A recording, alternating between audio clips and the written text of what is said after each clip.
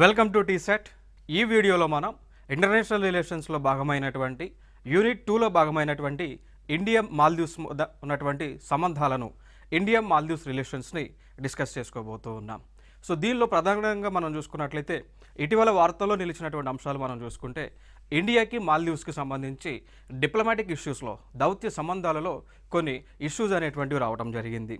So దానిలో భాగంగా మనం చూసుకుంటే రెండు దేశాల మధ్య కూడా వ్యాపార ఒప్పందాలు కానీ లేదంటే టూరిజం ట్రావెల్ అనేటువంటిది కొన్ని రోజులు ఆగటం జరిగింది. సో దాని తర్వాత మళ్ళీ ఇటీవల కొన్ని పరిణామాలు జరిగినాయి.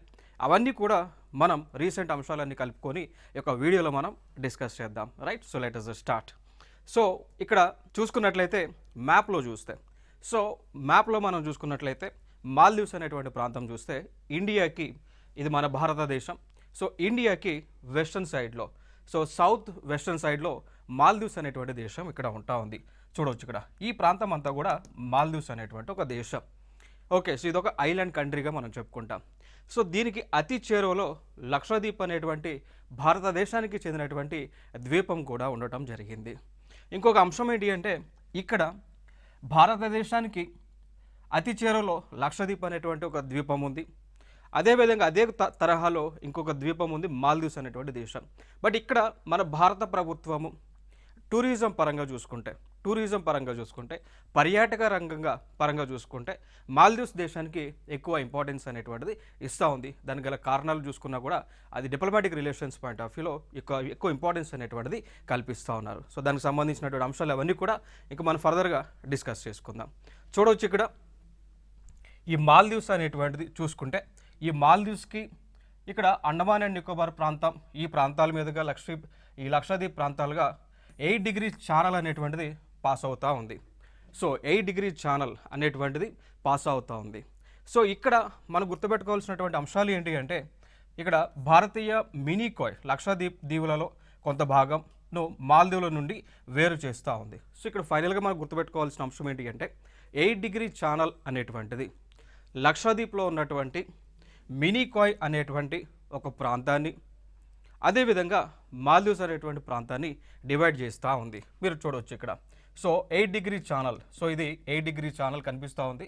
సో 8 డిగ్రీ ఛానల్ అనేటువంటిది లక్షద్వీప్లో ఉన్నటువంటి మినీకాయ్ ప్రాంతం, అదేవిధంగా మాల్దీవ్స్ మధ్య ఒక బోర్డర్గా నిలుస్తూ ఉంది. ఇది ఒక వెరీ ఇంపార్టెంట్. సో అదేవిధంగా దీనికి సంబంధించినటువంటి కాంపిటేటివ్ ఎగ్జామ్స్లో కూడా గతంలో అడిగినటువంటి సందర్భాలు అయితే మనకు కనిపిస్తూ ఉంది. సో దాని తర్వాత చూసుకుంటే మాల్దీవ్స్ యొక్క మ్యాప్ను మనం చూసుకున్నట్లయితే ఈ విధంగా కనిపిస్తూ ఉంది. సో నేనేమన్నా లక్షద్వీప్ అనేటువంటి ప్రాంతం ఏ విధంగా ఏర్పడిందో, ఏ విధంగా కోరల్ రీఫ్స్ ద్వారా, సో కోరల్ రీఫ్స్ ద్వారా ఏర్పడిందో అదేవిధంగా మాల్దీవ్స్ అనేటువంటి ప్రాంతము కూడా కోరల్ రీఫ్స్ ద్వారా ఏర్పడినటువంటి ప్రాంతం. సో ఈ ప్రాంతం అంతా కూడా ఇప్పుడు ప్రస్తుతం టూరిజానికి ఎక్కువగా ఇంపార్టెన్స్ ఇస్తున్నటువంటి ప్రాంతం, దేశం. సో చూడవచ్చు ఇక్కడ ఇవన్నీ కూడా వీటిని మనం అటల్స్ అంటామండి. సో ఏదైతే స్ట్రక్చర్ కోరల్ రీఫ్స్ ద్వారా ఏర్పడిందో, ఏదైతే స్ట్రక్చర్ ఈ విధంగా ఉంటా ఉందో, సో వాటిని మనం అటల్స్ అనేటువంటి పేరుతో పిలుస్తూ ఉంటాం. చూడవచ్చు ఇవన్నీ కూడా మాల్దీవ్స్లో ఉన్నటువంటి యొక్క ఏరియాస్ ఇవన్నీ కూడా. దాని తర్వాత మనం చూసుకున్నట్లయితే రెండు దేశాల మధ్య ఈ యొక్క సంబంధాలు అనేటువంటివి, దౌత్య సంబంధాలు అనేటువంటివి మనం చూసుకున్నట్లయితే 1965 నుంచి, సో 1965 సంవత్సరం నుంచి కూడా 1965 నుంచి రెండు దేశాల మధ్య ఈ యొక్క దౌత్య సంబంధాలు అనేటువంటివి ఏర్పాటు అవడం జరిగింది. గతంలో ఈ యొక్క ప్రాంతం మాల్దీవ్స్ అనేటువంటిది గతంలో బ్రిటిష్ వాళ్ళ కంట్రోల్లో ఉండటం జరిగింది. సో 1965లో మాల్దీవ్స్ అనేటువంటి ప్రాంతం బ్రిటిష్ వాళ్ళ కంట్రోల్లో ఉండటం జరిగింది. సో బ్రిటిష్ వాళ్ళు వీరికి స్వతంత్రం వచ్చిన తర్వాత దాని తర్వాత భారతదేశం మాల్దీవ్స్ అనేటువంటి ఒక ప్రాంతాన్ని దేశంగా గుర్తించిన తర్వాత ఈ యొక్క డిప్లొమాటిక్ రిలేషన్స్ అనేటువంటివి ప్రారంభించుకోవడం జరిగింది. ఇది కూడా ఒక ప్రీవియస్ ఇయర్ క్వశ్చన్ అండి. గతంలో అంటే క్వశ్చన్లో ఏమని అడిగారు అంటే భారతదేశానికి మాల్దీవ్స్కి రెండు దేశాల మధ్య దౌత్య సంబంధాలు అనేటువంటివి ఏ సంవత్సరంలో ప్రారంభం అయ్యాయి అని చెప్పేసి గతంలో అడిగినటువంటి క్వశ్చన్. సో ఆన్సర్ వచ్చేసి 1965గా చెప్పుకోవచ్చు. సో ఎప్పుడైతే ఈ ప్రాంతానికి స్వతంత్రం వచ్చిందో, బ్రిటిష్ వాళ్ళ దగ్గర నుంచి స్వతంత్రం ఎప్పుడైతే వచ్చిందో వెంటనే ఇండియా ఈ ప్రాంతాన్ని దేశంగా గుర్తించి వెంటనే అప్పటి నుంచి కూడా ఈ యొక్క డిప్లొమాటిక్ రిలేషన్స్ అనేటువంటివి మెయింటైన్ చేయడం జరిగింది అండి. ఇంకా దాని తర్వాత పరిణామాలు మనం చూసుకున్నట్లయితే భారత ప్రభుత్వము మాల్దీవ్స్తో ఒక అగ్రిమెంట్ చేసుకున్నారు. భారత ప్రభుత్వం మాల్దీవ్స్ దేశంతో ఒక అగ్రిమెంట్ చేసుకున్నారు. సో ఆ టైం మనకు చూసుకున్నట్లయితే 1978, సో 1978లో భారత ప్రభుత్వం మాల్దీవ్స్ దేశంతో స్ట్రాటజిక్ పార్ట్నర్షిప్ అండి, సో స్ట్రాటజిక్ పార్ట్నర్షిప్ అనేటువంటి ఒక అగ్రిమెంట్ చేసుకున్నారు. సో వ్యూహాత్మక భాగస్వామ్యం అనేటువంటి ఒక అగ్రిమెంట్ని అయితే చేసుకున్నారు 1978లో. ఇక దాని తర్వాత పరిణామం మనం చూసుకున్నట్లయితే 1979లో రెండు దేశాల మధ్య బౌండరీ డిస్ప్యూట్స్ అనేటువంటివి, సరిహద్దు తగాదాలు అనేటువంటివి లేకుండా ఉండటానికి 1979లో మళ్ళీ ఈ యొక్క మ్యారిటైమ్ బౌండరీ అగ్రిమెంట్ అనేటువంటిది చేసుకున్నారు. సో దానిని అంటాము సముద్ర సరిహద్దు ఒప్పందం అండి. ఏమంటామండి? సముద్ర సరిహద్దు ఒప్పందం, మ్యారిటైమ్ బౌండరీ అగ్రిమెంట్గా పిలుస్తూ ఉంటాం. ఏ సంవత్సరంలో? 1979లో ఇండియా మధ్య మాల్దీవ్స్ మధ్య చేసుకున్నారు అండి. సో దానిలో భాగంగా 8 డిగ్రీ ఛానల్ అనేటువంటిది ఏదైతే ఉందో అది ఒక బౌండరీ లైన్గా భారతదేశానికి మాల్దీవ్స్కి మధ్య ఒక బౌండరీ లైన్గా పెట్టుకున్నారు. దాని తర్వాత మీరు ఇక్కడ లైన్ కనిపిస్తూ ఉంటుంది చూడండి, ఇక్కడ ఈ ప్రాంతం, ఈ లైన్.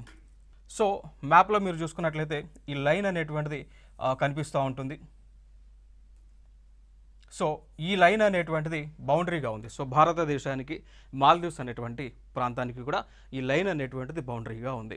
ఇక దాని తర్వాత దీని ఎక్స్టెన్షన్ మనం చూసుకుంటే ఈ లైన్ ఇండియాకి శ్రీలంకకి మధ్య కూడా బౌండరీగా కనిపిస్తూ ఉంది. సో దీన్ని బట్టి మనం అర్థం చేసుకోవచ్చు, ఇక్కడ నుంచి మొదలుకొని ఈ ప్రాంతం అంతా కూడా భారతదేశానికి సంబంధించినటువంటి ప్రాంతంగా మనం అర్థం చేసుకోవచ్చు. సో ఇంటర్నేషనల్ వాటర్స్లో అంతర్జాతీయ నీటిలో, సో ఇంటర్నేషనల్ వాటర్స్లో మన యొక్క బౌండరీ మనం చూసుకున్నట్లయితే ఈ లైన్ వరకు ఉంటా ఉంది. సో దీనినే ఈ లైన్ అనేటువంటిది రెండు దేశాల మధ్య బౌండరీగా ఉండాలి అని మనం ఏ సంవత్సరంలో ఈ యొక్క అగ్రిమెంట్ అనేటువంటిది చేసుకున్నామో 1979లో. So maritime boundary agreement. ఇంకొక అంశం మనం చూసుకున్నట్లయితే 1988లో 1988వ సంవత్సరంలో ఆ దేశంలో 1988లో ఆ దేశంలో రాజకీయ అనిశ్చితి, సో ఇక్కడ ఇన్స్టెబిలిటీ అనేటువంటిది ఆ దేశంలో ఎక్కువగా ఉండటం జరిగింది.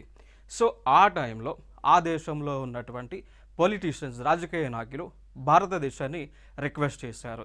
సో ఏమని రిక్వెస్ట్ చేశారు అంటే, మాల్దీవ్స్ మా దేశంలో ఈ యొక్క పొలిటికల్ ఇన్స్టెబిలిటీ అనేటువంటిది ఉంది కాబట్టి సో మీరు మిలిటరీ పరంగా మాకు సహాయ కార్యక్రమాలు చేయండి అని చెప్పేసి ఇండియన్ గవర్నమెంట్ని రిక్వెస్ట్ చేశారు.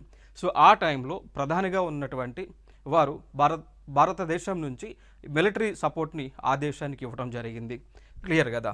సో దానికి సంబంధించినటువంటి మిలిటరీ ఆపరేషన్ క్యాక్టస్ అంటామండి. ఆపరేషన్ క్యాక్టస్, ఆ మిలిటరీ ఆపరేషన్ క్యాక్టస్ అని పిలుస్తూ ఉన్నాం. సో ఆపరేషన్ క్యాక్టస్ అనేటువంటిది ఏ రెండు దేశాల మధ్య జరిగినటువంటి మిలిటరీ ఒప్పందం ఇండియా మాల్దీవ్స్ మధ్య 1988లో.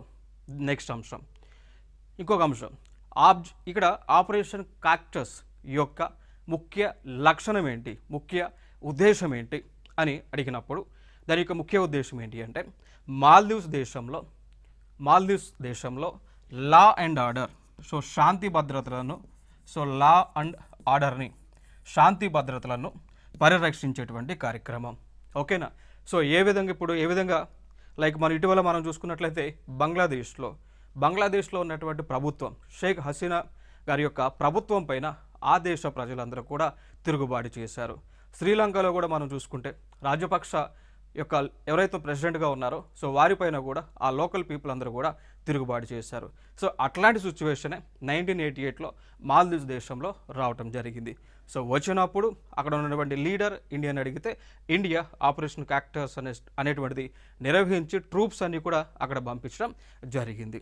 సో ఈ క్రమంలో ఇక్కడ జరిగినటువంటి అంశం ఏంటి అంటే, ఫర్ ఎగ్జాంపుల్ ఇది మాల్దీవ్స్ అనేటువంటి ఒక దేశం అనుకుంటే సో ఆపరేషన్ క్యాక్టస్ ద్వారా ఆ దేశ ప్రజలు ఏ అదేవిధంగా బీగా విడిపోయారండి.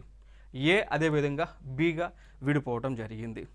సో ఇక్కడ ఇంకో విధంగా ఆ టైంలో ఏ అనేటువంటి వారు ప్రభుత్వాన్ని లీడ్ చేస్తూ ఉన్నారు. సో వారికి మాల్దీవ్స్లో ఏ అనేటువంటి వారు ప్రభుత్వాన్ని లీడ్ చేస్తూ ఉన్నారు. అదే టైంలో భారత ప్రభుత్వం ఏదైతే మిలిటరీ ఆపరేషన్కి సోల్జర్స్ని పంపించారో వారందరూ కూడా ఏకి సపోర్ట్ చేస్తూ ఉండటం జరిగింది. సో ఇక్కడ అపోజిట్ గ్రూప్ అయినటువంటి బి వారు ఇండియాకి ఎగనిస్ట్ అయ్యారు. సో భారతదేశము ఆపరేషన్ క్యాక్టస్ అనేటువంటి ఒక విన్యాసాన్ని నిర్వహించిన తర్వాత ఆ దేశంలో అపోజిషన్ లీడర్స్ ఒక గ్రూపుగా, వారికి సంబంధించినటువంటి ప్రజలందరూ కూడా ఒక గ్రూపుగా, లైక్ పవర్లో ఉన్నటువంటి వారందరూ కూడా ఒక గ్రూపుగా, సో పవర్లో ఉన్నటువంటి వారు భారతదేశానికి సపోర్ట్గా, పవర్లో లేనటువంటి వారు అపోజిషన్ వారు భారతదేశానికి వ్యతిరేకంగా ఉండటం జరిగింది. క్లియర్ కదా? ఈ అంశాలు క్లియర్ కదా? సో ఆ ఫినామినా అనేటువంటిది ఇప్పటికి కూడా కంటిన్యూ అవుతూ ఉంది. సో మాల్దీవ్స్ అనేటువంటి దేశంలో ఎప్పుడైతే ఏకి సంబంధించినటువంటి వారు, ఏ అనేటువంటి పొలిటికల్ పార్టీకి సంబంధించినటువంటి వారు పవర్లోకి వస్తే వారు భారతదేశంతో ఫ్రెండ్లీగా ఉంటా ఉన్నారు. సో వారు భారతదేశంతో ఫ్రెండ్లీగా ఉంటా ఉన్నారు. ఎప్పుడైతే ఏ వాళ్ళు పవర్ కోల్పోయి బి వాళ్ళు పవర్లోకి వస్తే వారు చైనాకి ఫ్రెండ్లీగా ఉంటా ఉన్నారు, అంటే భారతదేశానికి వ్యతిరేకంగా ఉంటా ఉన్నారు. ఈ అంశాన్ని అయితే గుర్తుపెట్టుకోండి. సో గవర్నమెంట్ మారినప్పుడల్లా ఏ ప్రభుత్వం ఏర్పాటు చేసినప్పుడు వారు ఏకి అంటే ఇండియాకి ఫ్రెండ్లీగా ఉంటున్నారు. బి ప్రభుత్వం ఏర్పాటు చేస్తే బి వాళ్ళు ప్రభుత్వం ఏర్పాటు చేసినటువంటి లీడర్స్ ఎవరైతే ఉన్నారో వారు చైనాకి ఫ్రెండ్లీగా, ఇండియాకి వ్యతిరేకంగా ఉంటా ఉన్నారు. సో ఈ అంశాలను అయితే మనం గుర్తుపెట్టుకోవాలి. దాని తర్వాత మనం చూసుకున్నట్లయితే so normalisation and economic cooperation. So 2008 నుంచి 2013 మధ్య, సో 2008 నుంచి 2013 మధ్య ఏ అనేటువంటి గ్రూప్ ఏదైతే ఉందో సో వారు ప్రభుత్వాన్ని ఏర్పాటు చేశారు. సో ఇక్కడ ఏ అనేటువంటి గ్రూప్కి అధ్యక్షుడిగా మహమ్మద్ నషీద్ అండి. ఏ అనేటువంటి గ్రూప్కి అధ్యక్షుడిగా మహమ్మద్ నషీద్ అయితే ఉన్నారు. సో ఈయన అధ్యక్షుడయ్యారు. సో ఏకి సంబంధించిన లీడర్ కాబట్టి సో ఖచ్చితంగా భారతదేశానికి వీరు సపోర్ట్ చేస్తూ ఉన్నారు. సో దాని కోవలోనే మళ్ళీ ఇండియాకి మాల్దీవ్స్ మధ్య సంబంధాలు అనేటువంటివి మెరుగుపడ్డాయి. సో ఈ ఫోటోలో మీకు కనిపిస్తున్నటువంటి వ్యక్తి మహమ్మద్ నషీద్. సో మహమ్మద్ నషీద్ అనే అతని యొక్క ప్రభుత్వం ఏర్పడిన తర్వాత తిరిగి భారతదేశంతో ఆ ఫ్రెండ్లీనెస్ అనేటువంటిది వీళ్ళు ఏర్పాటు చేసుకొని ఉన్నారు. సో దాని తర్వాత రెండు దేశాల మధ్య కూడా బిజినెస్ ఎక్స్పోర్ట్స్ అనేటువంటివి, సో రెండు దేశాల మధ్య కూడా business exports like economic transactions అనేటువంటివి కంటిన్యూస్గా జరుగుతూనే ఉన్నాయండి. సో ఇప్పుడు చూడండి 2013 వరకు, సో 2008 నుంచి 2013 మధ్య ఏ ప్రభుత్వం ఏర్పాటు చేసింది కాబట్టి వీళ్ళు ఫ్రెండ్లీగా ఉన్నారు. 2013లో సో 2013లో మళ్ళీ ఎలక్షన్ జరిగింది. ఎలక్షన్ జరిగినప్పుడు బీకి సంబంధించినటువంటి ఆ గ్రూప్కి సంబంధించినటువంటి లీడర్ మళ్ళీ ఆ దేశానికి అధ్యక్షుడు ప్రెసిడెంట్ అవడం జరిగింది. సో ఆయన పేరే అబ్దుల్ యమీన్ అండి. ఆయన పేరే Abdulla Yameen. So he's a pro Chinese అంటాం, he's a pro China. So Abdulla Yameen అనేటువంటి వ్యక్తి బీకి సంబంధించినటువంటి వ్యక్తి. సో ఈయన అందుకోసమే ఈయన ప్రో చైనీగా ఉన్నారు. ప్రో చైనా అంటే లైక్ చైనాకి సపోర్ట్గా ఉన్నారు, ఎగనెస్ట్ ఇండియాగా ఉన్నారు. సో అగెనెస్ట్ ఇండియాగా ఉన్నారు, రైట్. సో చూడండి ఇక్కడ. దాని తర్వాత సో 2013 నుంచి 2018 మధ్య, సో ఈ 5 సంవత్సరాల వరకు కూడా మాల్దీవ్స్ ప్రభుత్వము భారతదేశంతో ఫ్రెండ్లీ రిలేషన్షిప్స్ అనేటువంటిది కంటిన్యూ చేయలేదు. క్లియర్ కదా? సో కంటిన్యూ చేయలేదు. ఈ టైంలోనే 2013 నుంచి 2018 మధ్య ఈ మాల్దీవ్స్ దేశం ఏదైతే ఉందో వీళ్ళు ప్రో చైనాగా మారారు. సో చైనా దేశము ప్రారంభించినటువంటి belt and road initiative, belt and road initiative, belt and road ఇనిషియేటివ్లో వీరు భాగస్వామ్యంగా ఉన్నారు. సో 2013 నుంచి 18 మధ్య ఏదైతే చైనా ప్రభుత్వం ప్రారంభించిందో బెల్ట్ అండ్ రోడ్ ఇనిషియేటివ్, దీనిలో మెంబర్గా మాల్దీవ్స్ ఉంది. క్లియర్. ఇంకొక అంశాన్ని గుర్తుపెట్టుకోండి, ఈ చైనా ప్రారంభించినటువంటి బెల్ట్ అండ్ రోడ్ ఇనిషియేటివ్ దీనిలో భారతదేశం మెంబర్గా ఉందా? లేదండి. సో భారత ప్రభుత్వం బెల్ట్ అండ్ రోడ్ ఇనిషియేటివ్ని తీవ్రంగా అపోజ్ చేస్తూ ఉంది.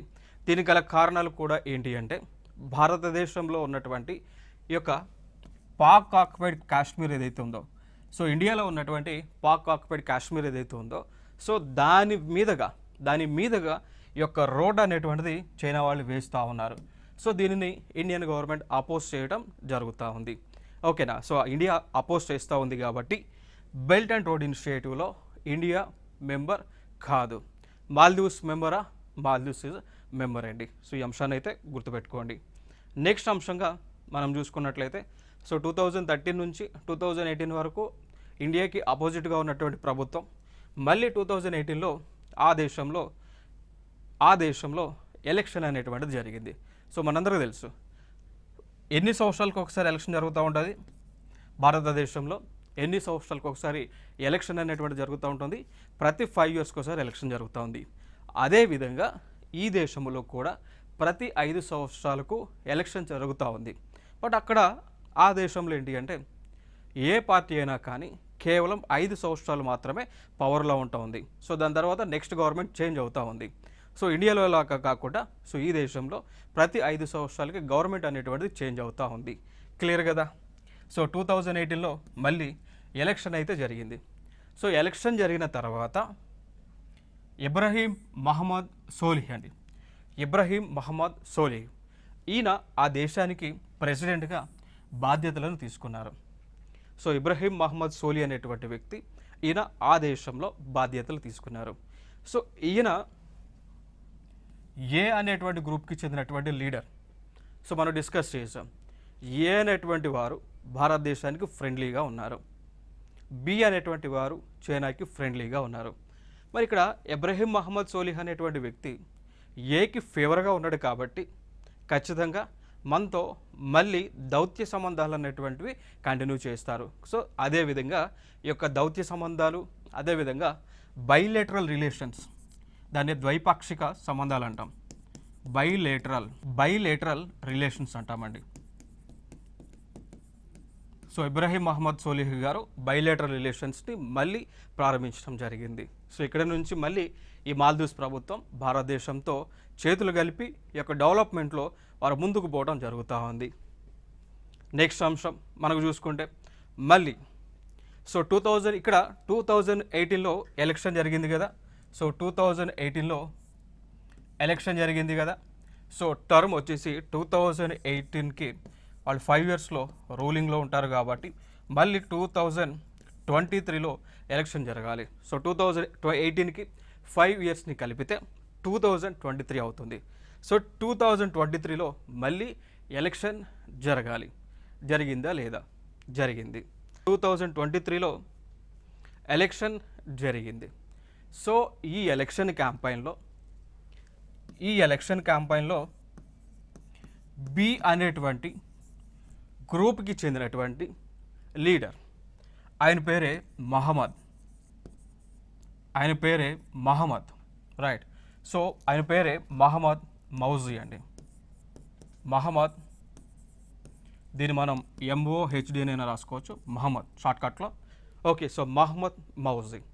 సో బి అనేటువంటి గ్రూప్ ఏదైతే ఉందో దానికి లీడర్ మహమ్మద్ మౌజీ. వీళ్ళు ఇండియాకి వ్యతిరేకంగా ఉన్నారు. సో దానిలో భాగంగానే మహమ్మద్ మౌజీ ఎలక్షన్ క్యాంపెయిన్ చేశారు. ఆ ఎలక్షన్ క్యాంపెయిన్లో వాళ్ళ పార్టీకి చెందినటువంటి మేనిఫెస్టోలో ప్రధానమైనటువంటి అంశం ఏంటి అంటే ఇండియా అవుట్ క్యాంపెయిన్. ఆ ప్రధానమైనటువంటి అంశం ఏంటి అంటే ఇండియా అవుట్ క్యాంపెయిన్ అండి. So India out campaign. So ఇదే క్వశ్చన్ని ఇటీవల SSC CGLలో ఇదే క్వశ్చన్ని అడగడం జరిగింది. సో ఏ దేశము భారతదేశానికి వ్యతిరేకంగా ఇండియా అవుట్ క్యాంపెయిన్ని ప్రారంభించారు అని SSC CGLలో టైర్ 1లో అడిగినటువంటి క్వశ్చన్. ఆన్సర్ ఏమవుతుంది అండి? మాల్దీవ్స్. సో ఇక్కడ ఇండియా అవుట్ క్యాంపెయిన్ అనేటువంటిది ఏ దేశం ప్రారంభించింది? మాల్దీవ్స్ అనేటువంటి దేశం. ఎందుకు? భారతదేశానికి వ్యతిరేకంగా. భారతదేశానికి చెందినటువంటి ఆర్మీ పర్సన్స్, ఆ దేశాన్ని రక్షిస్తున్నటువంటి ఆర్మీ పర్సన్స్ ఆ దేశంలో లేకుండా భారతదేశంతో ఎటువంటి సంబంధాలు అనేటువంటివి కంటిన్యూ చేయకుండా ఉండే విధంగా ఈ యొక్క ఇండియా అవుట్ క్యాంపెయిన్ అనేటువంటిది లాంచ్ చేశారు మాల్దీవ్స్ ప్రభుత్వం. క్లియర్. ఈ అంశాన్ని అయితే ప్రస్తుతానికైతే గుర్తుపెట్టుకోండి. దాని తర్వాత మనం చూసుకున్నట్లయితే 2024 జనవరిలో మహమ్మద్ మౌజీకి సంబంధించినటువంటి ప్రభుత్వంలో ఉన్నటువంటి ముగ్గురు మినిస్టర్లు భారతదేశం పైన నెగిటివ్ కామెంట్స్ చేశారు. సో భారతదేశం పైన, భారతదేశం ప్రధాని కానీ అదేవిధంగా భారతదేశం యొక్క ప్రజలపైన నెగిటివ్ కామెంట్స్ అనేటువంటివి చేయడం జరిగింది. సో ఆ నెగిటివ్ కామెంట్స్ అయితే ఎగ్జామ్కి అయితే అవసరం లేదు కాబట్టి డిస్కస్ చేయడం లేదు. Let it be leave it right. So ఇక్కడ మనం చూద్దాం. ఇక్కడ సో ఎప్పుడైతే వారు భారత ప్రభుత్వం పైన వ్యతిరేకంగా కామెంట్స్ చేశారో భారతదేశం నుంచి టూరిజం సెక్టర్ అనేటువంటిది కంప్లీట్గా ఆపేశారండి. సో భారతదేశం నుంచి పర్యాటకులు మాల్దీవ్స్కు వెళ్ళటం స్వచ్ఛందంగా ఆగిపోయారు. సో దానివల్ల కలిగినటువంటి నష్టం ఏంటి అంటే దాదాపు మాల్దీవ్స్ దేశంలో 150 మిలియన్ల యుఎస్డి అండి. So dollars.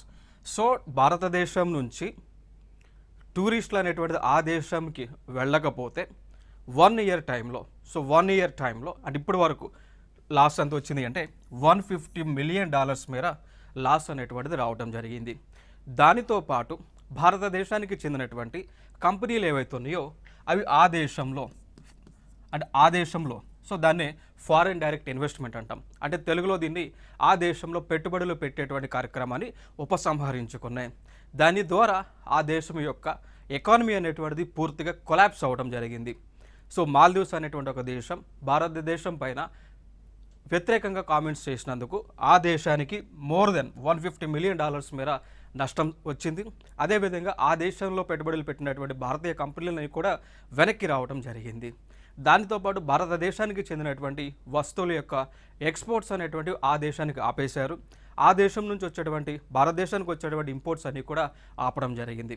సో ఇక్కడ ట్రేడ్ బ్యారియర్స్ అనేటువంటిది, ఎకనామిక్ టైస్ అనేటువంటివి క్లోజ్ అవడం జరిగింది. దాని ద్వారా ప్రస్తుతము మాల్దీవ్స్ దేశం యొక్క ఆర్థిక పరిస్థితి తీవ్రంగా క్షీణించడం జరిగింది. ఇదొక అంశం గుర్తుపెట్టుకోండి. సో ఇంకొక అంశం నేను స్టార్టింగ్లో మీకు చెప్పి ఉన్నా భారత ప్రభుత్వం లక్షద్వీప్ డెవలప్మెంట్ని చేయడం లేదు, మాల్దీవ్స్కి సపోర్ట్గా చేస్తూ ఉన్నారు అని. సో ఇక్కడ భారత ప్రభుత్వానికి చెందినటువంటి లక్షద్వీప్ ఐలాండ్స్ ఏవైతే ఉన్నాయో దానిని కనుక భారత ప్రభుత్వం కాన్సన్ట్రేట్ చేసి డెవలప్ చేస్తే మాల్దీవ్స్ కంటే ఎక్కువ టూరిజం ప్లేస్గా అవుతుంది అండి. సో లక్షద్వీప్ను డెవలప్ చేస్తే మాల్దీవ్స్కి వెళ్ళేటువంటి టూరిస్టులు అందరూ కూడా, ప్రపంచ దేశాల నుంచి వచ్చేటువంటి టూరిస్టులు అందరూ కూడా తిరిగి వారు లక్షద్వీప్కి వస్తారు. దాని ద్వారా ఏం జరుగుతుంది, మాల్దీవ్స్లో టూరిజం పర్యాటక రంగం పైన తీవ్ర ప్రభావం చూపిస్తుంది. మాల్దీవ్స్ అనేటువంటి దేశం తీవ్ర సంక్షోభంలోకి వెళుతుంది అనేటువంటి ఉద్దేశంతో భారత ప్రభుత్వం నైబర్హుడ్ పాలసీ ఏదైతే అవలంబిస్తూ ఉందో దానివల్ల మాల్దీవ్స్కి నష్టం చేకూరుతుంది అని చెప్పేసి ఇక్కడ లక్షద్వీప్ని అయితే డెవలప్మెంట్కి కొంచెం దూరంగా అయితే ఉంచడం జరిగింది. క్లియర్. ఈ అంశాన్ని గుర్తుపెట్టుకోండి. అయినప్పటికీ కూడా వీళ్ళు ఇండియా పైన నెగిటివ్గా కామెంట్స్ చేసినందుకు వాళ్ళు ఈ విధంగా నష్టపోవడం అయితే జరిగింది. ఇదొక అంశంగా మనం చెప్పుకోవచ్చు. ఇక దాని తర్వాత ఇక్కడ October 6, 2024 ఇంత సంక్షోభంలో ఉన్నటువంటి దేశం మాల్దీవ్స్ ప్రభుత్వం తిరిగి మన భారతదేశానికి వచ్చారు. సో ఆ దేశం యొక్క ప్రెసిడెంట్ అయినటువంటి మహమ్మద్ మౌజీ భారతదేశానికి వచ్చి భారతదేశాన్ని క్షమించమని అడుగుతూ ఉన్నారు. దానితో పాటు తీవ్ర సంక్షోభంలో ఉన్నటువంటి ఆ మాల్దీవ్స్ దేశానికి సహాయ కార్యక్రమాలు చేయాలి అని చెప్పేసి రిక్వెస్ట్ చేస్తూ ఉన్నారు.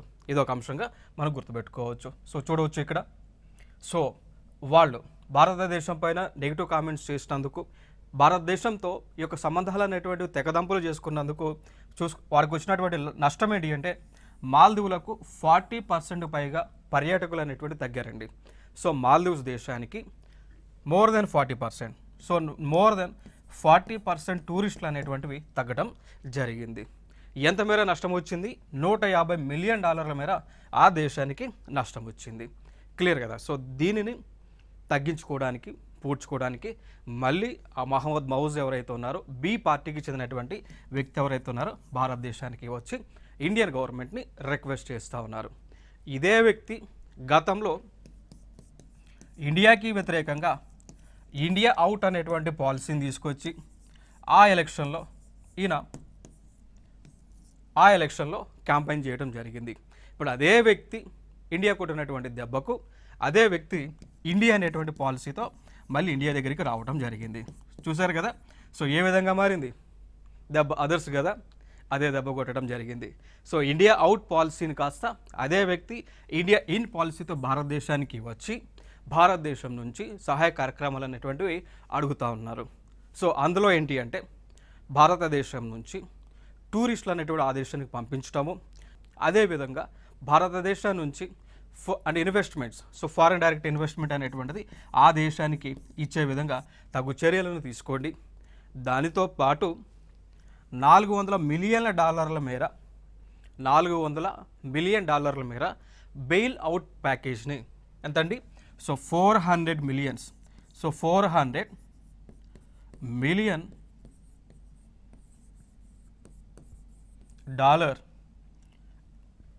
మాల్దీవ్స్కి ఇవ్వండి అని చెప్పేసి ఆయన రిక్వెస్ట్ చేస్తూ ఉన్నారు. సో ఏ ప్యాకేజ్ అంటాం, బెయిల్ అవుట్ ప్యాకేజ్ అని పిలుస్తూ ఉంటాం. సో బెయిల్ అవుట్ ప్యాకేజ్ అండి. సో బెయిల్ అవుట్ అంటే దేనికి సంబంధించింది అంటే డబ్బులు ఇస్తాం. సో ఆ డబ్బులకి సంబంధించి రిటర్న్ తీసుకుంటాం, బట్ ఇంట్రెస్ట్ అనేటువంటిది కొన్ని సందర్భాల్లో ఉండదండి. ఇక దీంట్లోనే కొంత అమౌంట్ మనం గ్రాంట్ ఇన్ రూపంలో ఇస్తాం. సో గ్రాంట్ ఇన్ ఎయిడ్ అంటాం.